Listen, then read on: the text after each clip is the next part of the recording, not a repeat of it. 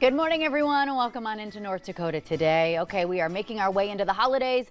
Unfortunately, that tends to bring together germs. We're taking a look at our health this morning. Dr. Stephanie Hanson joining us from Sanford to remind us all how to stay strong and healthy this upcoming holiday season. Good morning, Dr. Hanson. Good morning. How are you? I'm doing great. I'm staying healthy, knock wood. Same. Okay, knock on wood too. Same. I was going to say me too, but it gets a little hit or miss around these parts in this time of year. What's going on in the realm of illnesses? What can we expect out there right now? Well, we're just on the brink. Cold and flu season is really gearing up. Starting to see some influenza, some RSV. The ever popular strep and stomach bug really is always with us. So those things are out there with a little bit of COVID sprinkled in too. Yeah, we're still kind of hanging on the coattails of that too, huh? Yeah. So, is it a wives' tale at this point where people say it's not the cold that gives you the cold, where it used to be bundle up, you're going to get sick when you're out there in these temperatures, right? Yeah. We've all heard that? Yeah. Germs cause cold. And, in the cold weather, we tend to spend more time indoors. Yep. The air is drier. I mean, there are some things about that maybe make you more likely to get sick, but it is bacteria and viruses that cause it. It is interesting, though, that it's things like flu. Why is it always the flu during the winter months? Like flu season also is associated with winter, and it is just the closeness and proximity, huh? It's had some of the reasons of how the flu travels throughout the world as the course of the year when it hits certain part of the country. So if you go in other parts of the world, their flu season is at a different time. This is a global impact. And why am I just now realizing that? That was like a eureka moment, Dr. Hanson. So specifically for our area, I've been reading news reports on whooping cough. What's going on with that? Well, we're experiencing an outbreak of whooping cough here in the Fargo-Moorhead area. I think we've seen about 12 cases in the last month, whereas in a typical year, we'd maybe see 8. So big uptick in cases of whooping cough. Well, how scary is that for parents of young children? Yeah, whooping cough, in the name, causes a pretty intense cough, really those just harsh, intense bouts of coughing.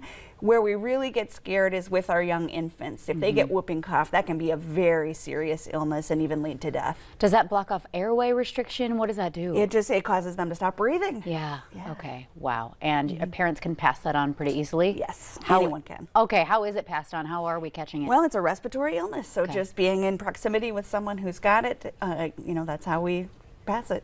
Are there specific tests for these different types of illnesses? Yeah, what should we be doing if we think we may have something more serious than just a cold? Well, I think, if you have cold symptoms, fever, cough, runny, stuffy nose, if your symptoms are mild, use those home remedies or those over-the-counter agents that you're familiar with.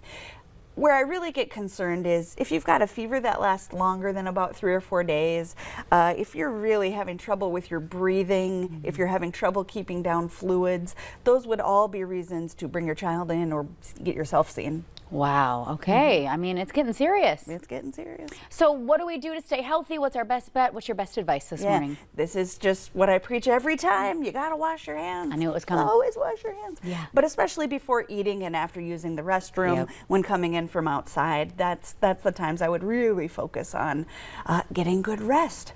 Hard to do during the holiday season because there's so much fun stuff to do, but trying to stick to a little bit of a routine can help keep you healthy.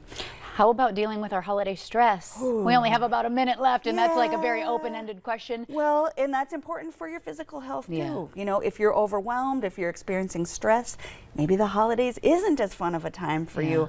There's just basic things that can help. Again, sticking to your routine, trying to get good sleep. I can't overstate that enough. Trying to get some exercise every day. It's amazing what that can do for your mental health and your physical health. And it doesn't have to be intense. Go for a walk. Go out. It's still nice out, so you can go admire the holiday lights on a walk in your neighborhood. Or, get out and play with your kids and enjoy the warmer weather. Okay, and before we let you go, remind us again of those symptoms where we need to start staying home from work or start going to the doctor. When is it really kind of that boundary has been crossed? Yeah, stay home if you've got a fever, of course. If you've got a cough that can't really be well controlled, if you're feeling crummy, stay home. No one needs to push themselves through that type of sickness. And then see the doctor if those symptoms are lasting longer than you would expect or they're affecting your ability to breathe or to eat and drink. And the golden rule, keep washing your hands, everybody. We can't stress it enough. Kids or adults alike, get in there and start lathering up. Get those bubbles going, huh? Okay, where can we go for more information, Dr. Hanson? You could hit us up at sanfordhealth.org. Okay, always a pleasure to have you on. Take care, stay healthy. We'll keep knocking on wood and do our best this season, huh? Thank you. All right, stick around, everybody. Our next guest, we will have musical stylings. Sophia will be leading the way, and you're not going to want to miss this one right after the break.